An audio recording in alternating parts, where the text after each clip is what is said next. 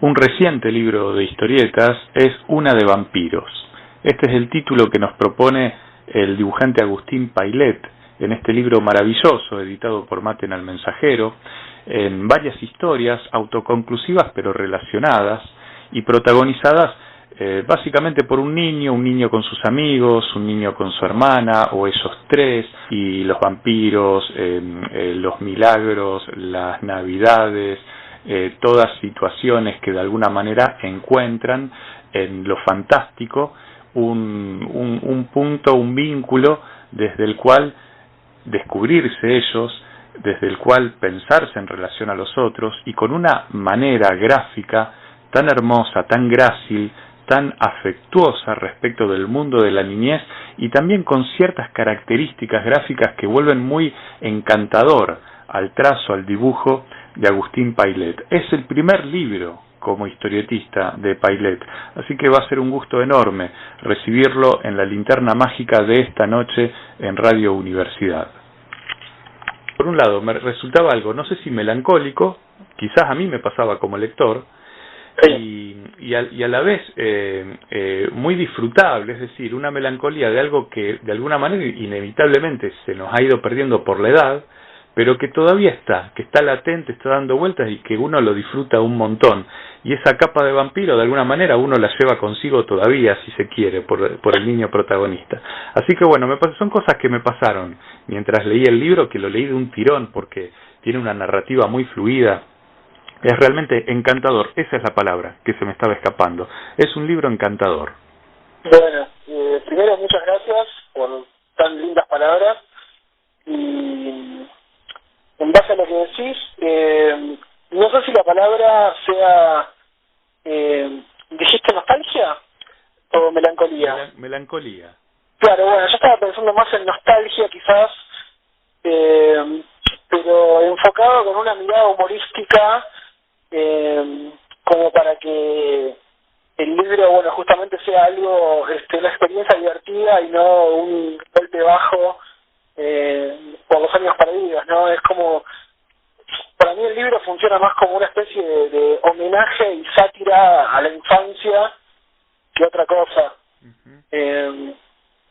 Yo cuando escribí las diferentes historias siempre me propuse que el libro se sintiera como un libro de humor, pero que a la vez tuviera un componente de ternura importante, como que la ternura jugara como un papel de, digamos, de bajarle un tono a veces cuando se ponía demasiado fuerte el tema de humor, a veces porque es un humor quizás que tiene algunas cosas de violencia o de imágenes por ahí que son un poco fuertes, como nenes que fuman y cosas así, y que el componente de amor y ternura sirviera como un dosificador de todo eso, ¿no? Sí. Así que bueno, básicamente esa fue la premisa con la que dije, bueno, las historias deberían tener este hilo conductor, más allá de particularmente lo que pasa en cada uno de los capítulos del libro. Claro. Que pasan, bueno, cosas diferentes, pero que la sensación que te queda al leerlo sea la misma. Para mí, yo la niñez particularmente la viví con cierta intensidad, que creo que es lo que se ve reflejado en el libro. Más que nada en los aspectos en que me parece que cuando uno es chico tiende a sobredimensionar hasta las cosas más sencillas, al punto de proporcionarles una épica desmesurada, que es lo que finalmente a mí me terminó interesando para contar esa historia y hacerlo gracioso. O sea, me parece que hay un componente humorístico muy grande en ver lo que le pasa a un nene cuando tiene que resolver cosas que para un adulto son muy sencillas, pero para él pueden ser cuestión de vida o muerte. ¿Me explico? Sí, tal cual, sí. Y bueno, justamente el tema de que fumen y que tomen alcohol es llevar como un poco al extremo esa situación de tomarse los problemas como si fuera un adulto. Los adultos, si se ponen nerviosos, fuman, toman alcohol, etcétera, como que se ponen muy tensos, pone la contraposición de, bueno, ¿qué pasa si eso lo hace un nene de 5 años? Claro. Y, Claro, y es el nene de 5 años de pronto teniendo su primer amor, ¿no? Enamorándose de la maestra, por ejemplo, ¿no? Es ese tipo de cuestiones que están geniales, como están retratadas. claro, creo que a la hora de ponerme a pensar argumentos, básicamente lo que hice fue recorrer una lista mental de los problemas que yo tuve cuando era chico, ponele. De amores fallidos o de pánico escénico, cosas así que siento que en algún momento me costaron, y no sé, me parece que ahora trasladarlos a un libro es una buena forma de amigarme con eso y de alguna forma no sé, como que reconocer también que uno ha tenido miedos y le han costado algunas cosas en la vida, pero que después eventualmente todo se arregla, y por eso también los capítulos terminan con ese tono optimista, visto, de que todo va a estar bien. Así que bueno, es un poco eso. Es tu primer libro de historietas, pero la historieta yo intuyo que está en vos de toda la vida. Claro, o sea, yo lo que es hacer historietas es algo que hice siempre. Lo que pasa es que, bueno, el camino hasta llegar a este libro editado fue largo y sinuoso, te diría, porque yo siempre hice historietas desde que era chico, hasta que en algún momento, entrado a los 20 años, tuve que, bueno, empezar una carrera universitaria, empezar a trabajar, por alguna cuestión laboral, económica, me dediqué más a la ilustración, que es algo que hago hasta el día de hoy. O sea, yo también me dedico a la ilustración editorial, y etcétera. Y bueno, pero siempre la historieta estuvo como ocupando un lugar importante, en el sentido de que yo siempre tuve la intención de hacer un libro eventualmente, pero quizás tardé unos años más de los que hubiera querido. Si me preguntabas cuando tenía 20 años, ahora tengo 34, pero creo que también el tiempo que pasó fue un tiempo que no lo veo como algo que fue un tiempo desperdiciado, sino que también tuvo que pasar todo ese tiempo para que finalmente pudiera hacer el libro que yo quería hacer. Claro. No hacer nada a las apuradas, ni algo que yo sintiera deshonesto. Yo creo que el libro que saqué me representa bastante en general en lo que me gusta hacer, o en quién soy yo como individuo. Así que creo que, bueno, fue como un camino largo, pero bien recorrido. Desde luego, desde luego. Y mira, y esto en relación a cómo plasmás cierto contexto, ese mundo en el cual habitan los niños. Yo pensaba por un lado, la manera de hablarse que tienen ellos me remitía a ciertas cosas de la narrativa norteamericana. Digo, narrativa norteamericana en cuanto a pensar de pronto esos suburbios de películas de Spielberg, esas historias protagonizadas por niños también, ¿no? En donde de alguna manera me daba un poco vueltas todo eso en la cabeza, como ese mundo de la infancia que admite muchas referencias y que uno lo localiza con uno mismo, pero es ilocalizable geográficamente, si lo decimos de alguna manera. Sí, en el libro nunca se especifica bien en dónde están o en qué país viven, pero como vos decís, si vos mirás atentamente te das cuenta de que el entorno es como, si se quiere, bastante norteamericano.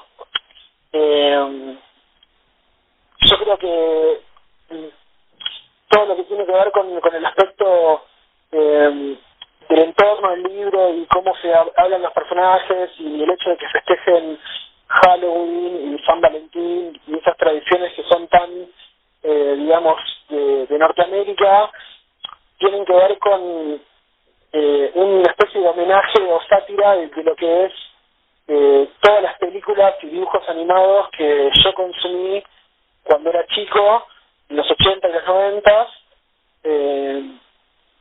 que a mí particularmente me influenciaron mucho, y creo que cuando uno es chico también, o cuando estás en la infancia, tendés a consumir tanto material que viene de otros países que vos no tenés mucha noción de que ese país no es el tuyo, o que esas costumbres no son tuyas. Vos lo consumís porque lo ves en la televisión y lo ves en el cine y lo interpretás como algo natural. Yo me acuerdo que cuando yo era chico no entendía muy bien por qué acá en Argentina no nevaba en Navidad, si en las películas todo el tiempo en Navidad había nieve.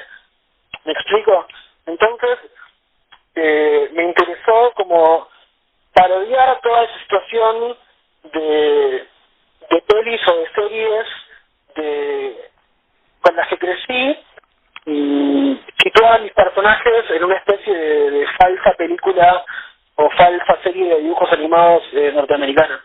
Y acá, y preguntarte, Agustín, en función de tus referencias gráficas, por ejemplo, si vos tenés que pensar en ciertos historietistas, dibujantes, ciertos trazos con los cuales vos te identificás, ¿en cuáles pensás, por ejemplo?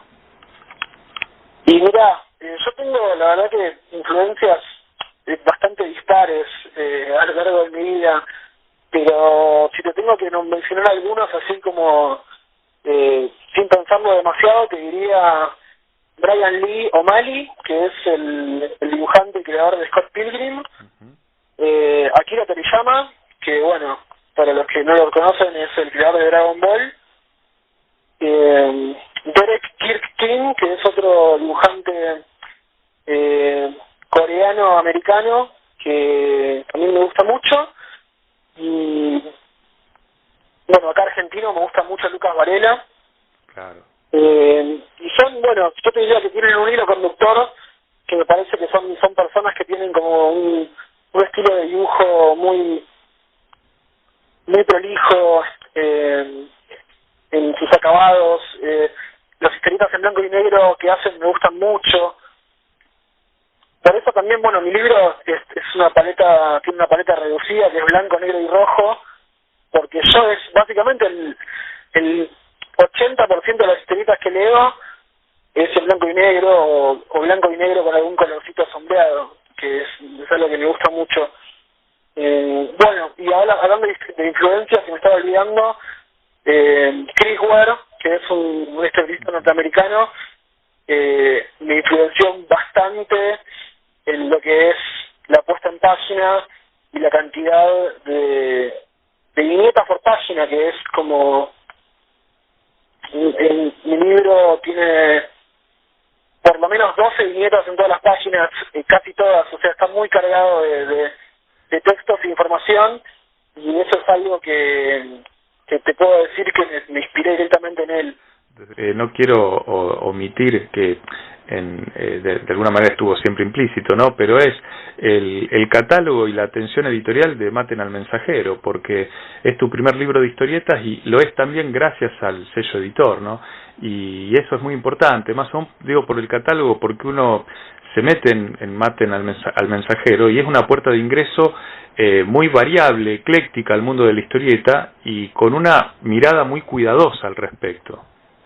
Sí, mira, yo cuando hice las primeras páginas de este libro, que ya tienen sus años, y cuando todavía que no sabía que iba a ser un libro, mi sueño en ese momento, como mi objetivo, era en algún momento poder editarlo por Maten al Mensajero. Yo ya tenía como vista esa editorial desde hace bastante tiempo como la editorial ideal para sacar el libro, y finalmente terminó pasando, así que imagínate lo que es para mí, ¿no? Para mí Maten es una editorial que le pone mucho cuidado a los libros, en un sentido no solamente desde el contenido, sino desde la presentación, de la objetualidad del libro como objeto, como una cosa linda que tenés en tu casa, que te dan ganas de tocarlo y olerlo, y no solo de leerlo, ¿no? me parece que Santiago Can, para los que no lo conocen, es el director de Maten. Es una persona que tiene como mucha inteligencia para pensar los contenidos de su editorial, en cómo moverlos una vez que salen. Es una persona que está como muy presente en el proceso de cada libro, durante el proceso de que toma hacerlo hasta después que salen. La verdad que para mí, como autor de la editorial, es un golazo. Es como que siempre me manda, no sé, como cada vez que alguien sube algo del libro me avisa, o sé que lo ha mandado como a muchos lugares para que lo reseñen, que son cosas que, bueno, para un autor saber que mismo tiene una editorial por atrás que lo banca tanto es como muy lindo y muy importante. Desde luego, desde ahí. Bueno, te agradezco enormemente el diálogo. No, muchas gracias a vos. Linterna mágica, monstruosidades y golpes bajos.